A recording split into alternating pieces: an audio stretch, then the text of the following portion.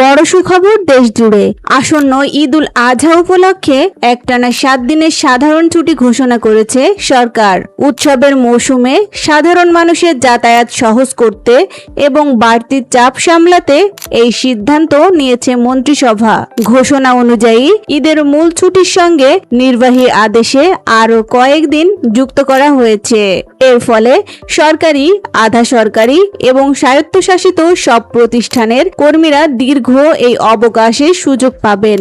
বিশেষ করে যারা কর্মস্থল থেকে দূরে পরিবার পরিজনের সঙ্গে ঈদ উদযাপন করতে চান, তাদের জন্য এই ছুটি বড় স্বস্তি নিয়ে আসবে।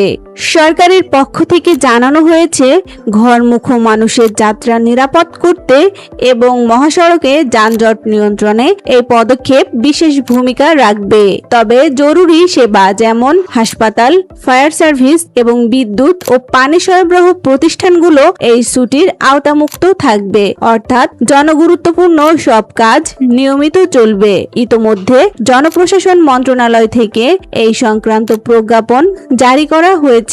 এখন থেকেই উৎসবের প্রস্তুতি শুরু করতে পারবেন সবাই।